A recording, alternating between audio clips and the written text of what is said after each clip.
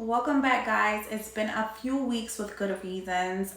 Before I dive in, I'm so excited because I really figured out how I wanted to organize this channel, and I'll let you know at the end. So definitely stay tuned. Today I am going to be talking about self-image, right? And how important it is because it affects so many different things in our lives. So many different things, our emotions, our thoughts, our reactions, our feelings. And I wanted to dive into some red flags or some signals that you may be suffering from a negative or poor self-image. So let's get into it. All right, so don't mind me looking over or glancing at my notebook because I definitely wanted to make sure that I stayed on topic and I got out all of the major bullets, right? So again, why is self-image so important? Like, why is this something that we should work on? Because we really should be working on our self-image. Like, it really affects our attitude, how we respond to people, situations, and goals, right? Goals that we set for ourselves. And as a personal trainer and mindset coach, and when I say mindset coach, I'll dive into that later, but just a little brief overview. Just starting that shift, right? Starting that shift in believing in yourself. So that's where I come in and help my clients actually believe in taking those actionable steps and being consistent in creating a healthy discipline, healthy habits in their lifestyle. So, anywho, let's dive into the 5 flags or signals that you may be suffering from a poor self-image. Number 1, blaming others, right? So, typically, if you find yourself, every time a situation or a circumstance occurs, you try to find a way out by saying, no, that wasn't my fault, because if I had extra help or support in this area, then my life wouldn't look this way, right? Not being accountable, not taking responsibilities for the circumstances or the things that we have already manifested in our life. I see a lot of this when people lack time management skills, not being able to get to places on time. I hear a lot of mothers say, well, I'm a single mom, or if there's a lack in finances, there's all, and I get it, like not knowing or not having the previous time before because you have tied yourself down with not being Miss Independent. I have been there. And it really comes down to managing your time wisely. I mean, we all have the same 24 hours in a day, and I have literally seen mothers of 6 turn into 7-figure big business owners, 7-figure women. So I don't know why I got tongue-tied, but it is very much so possible. It definitely comes down to, are you willing to take action? Number 2, running from your problems. So I'll be honest, a lot of people used to tell me when I was a teenager, like, you run from your problems. And honestly, still as an adult, I don't see that. I think a lot of times people use this incorrectly. Now that I have a strong understanding of what this means, I completely 100% am sure that this definitely is not my character. There's a difference in walking away or knowing when to step back versus just avoiding your problems. So running from your problems is simply avoiding the situation, right? It's either flee it, fight it, forget it, or face it. Who are you? What are you doing when a situation comes up and the obstacle just looks too big, right? How are you handling these issues? And a lot of times running from your problems just really stems from a self-confidence issue or not having faith, not allowing yourself the time to grow through certain experiences. Number 3, And guys, if this sounds familiar, write down in the comments like where you have struggled, or maybe you know some people who struggle in these areas, and you can help other people with this situation overcome and get closer to their goals. Number 3, constantly criticizing others. Constantly, right? So what are your intentions? Is this constructive criticism? A lot of times I have seen this in groups and cliques where one person typically feels like an outcast, so he or she responds this way. It's like there's a bit of coveting or jealousy or envious, or maybe this person feels inferior based on the self-image that they have when they are around certain people, or maybe these people make them feel inferior, but still it's a self-image issue. Personally, if you're responding very critically, you're always nitpicking, not allowing people to be themselves. Number 4, it's getting juicy. Waiting for someone else to solve your problems. I'm gonna be honest, like this is like one of my biggest pet peeves in anyone, man or woman, child, it doesn't matter. I cannot stand someone I can't stand this characteristic when you are not self-motivated about your own desires, right? So it's kind of, you got to dig a little bit deeper, in which I'm going to touch a few spots. So for somebody who is constantly critical, hold on, I'm backed up. For someone who's always waiting for somebody to solve their problems, you're eliminating your possibilities to learn again and become stronger in developing your characteristics and your skill set in these areas in which you find challenging. Like you are neutralizing your ability to be great. Okay, pretending that everything is okay. Now, I'll be honest, I have been guilty of this a time or two, but I quickly snap out of it. I'm not the type of girl who likes to be in denial for too long. I have been gullible or naive a time or two too many, but I don't like lying to myself. So this kind of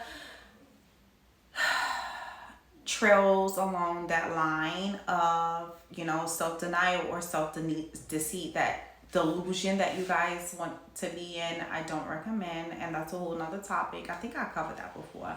But anyway, it allows you to become complacent in some ways. It's a false sense of identity, and pretending everything is okay and ignoring the rest is kind of like you are accepting the consequences either way, right? Just to be frustrated and uncomfortable and possibly, miserable later. I have definitely done that, or just kind of set it aside and ignored it. And that goes back to my truth of me saying I have definitely been miserable in the past and suffered longer than I needed to, just because I failed to ask, I failed to delegate, I failed to look for the support in places that was really there. Changing my environment, changing my associates. These are all choices that we have to actively be willing to make. So, and guys, I know that these red flags are like a eye opener. Sometimes it's like a gut punch, like, oh my gosh. But it's a wonderful thing. Like when I find out, when I'm being sifted and I'm finding out, these are some traits that, may be difficult to work on, but I'm ready for the challenge.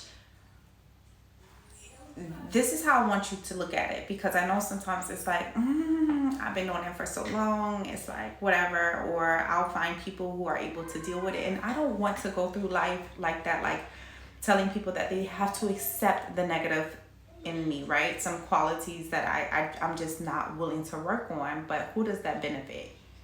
So it only hurts me as well as my relationships, right? So I get more seasonal people instead of lifetime people, quality people who want to be around me, because I know how to manage and control my emotions and feelings. So with that, I want to uncover, how this affects us with getting started in our fitness journeys, and why we can just, have that mentality of like, I've been doing it this long and nobody's been complaining, or I've been overweight for X amount of years, and at this point I'm used to it. Like, we have to remember we're in a world that constantly changes and evolves, right? So who are we to feel like it's wrong to change, right? So we kind of resist that change because we grow comfortable, which is the opposite of what we are designed to do. We are designed to adapt. We are designed to change. And our flesh wants us to get comfortable. It wants us to sit still. It wants us to be complacent when we have these beautiful gifts and the abilities to use our bodies in wonderful ways to keep us healthy, to stick around and love on people who love on us, right? And to serve and to give in other ways. And guys, I truly, truly, truly encourage you to go over these things that I have shared with you, and actually, don't listen to the my kids are doing dishes, I'm in my office.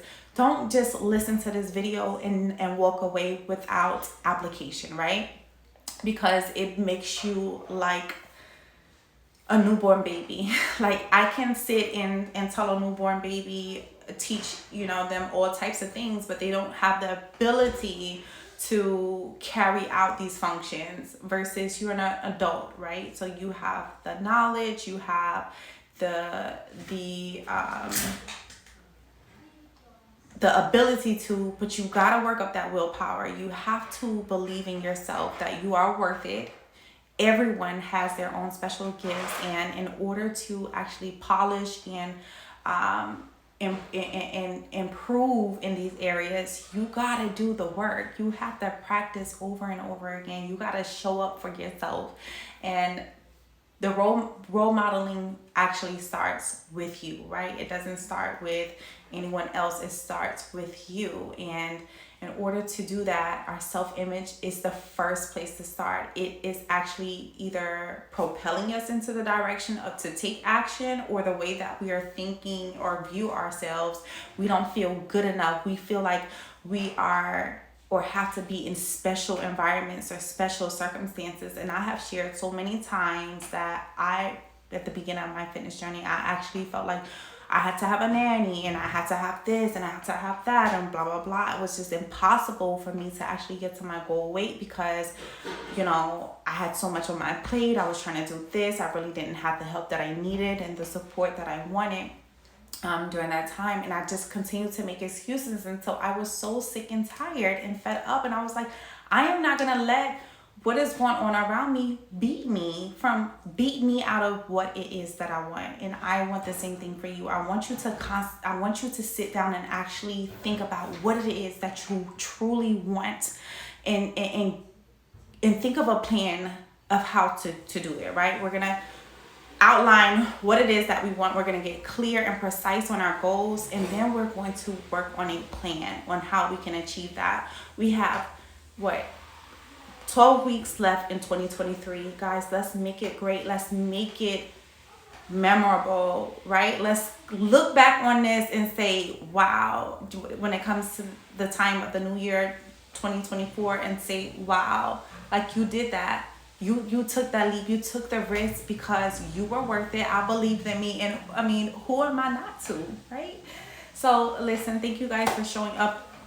So this is what I wanted to share. This video is longer than the others, but what I wanted to share with you guys, and I'm so excited, is that I wanted to share these mindset videos with you guys, because this is exactly what I have on my app. This is exactly what I offer for my clients, and it helps continue to motivate them, to inspire them to show up even when they're not feeling like it, even when they have a bad day. Just a good word and great examples and testimonials of other people who overcame. We have to be victors of our situation, and you definitely have the victory, but I'm going to be sharing these mindset videos to help propel you into the direction of succeeding, surpassing your goals, right? And installing and downloading self-confidence every time you come here, along with adding in some fitness. So I'm not going to add a workout today, but instead of doing, you know, tutorials and things like that on Instagram and TikTok, which I feel like has turned into the new Instagram with the comments, and I'm gonna get into a whole spew of that on another video. But I feel like, you know what, YouTube is the adult space. It definitely is perfect for my audience who are really wanting to apply, right? So I want to be able to give you tutorials and walkthroughs and directionals on how you can achieve your goals right from the comfort of your home or a gym, right? Because I have a home gym with equipment, etc. But I want you to show you that it is possible, it is achievable, and right where I started at the beginning of my journey. So I love, he couldn't be any louder. So anyway, if you like this video, please hit the thumbs up, subscribe. My goal is to put out 2 videos a week for the rest of this year. So hopefully I hit more than that, but my goal is 2. So I am aiming to stick to that, to show you how important it is to set that goal and stick to it. So let's do it, guys. Let's do it. Till next time.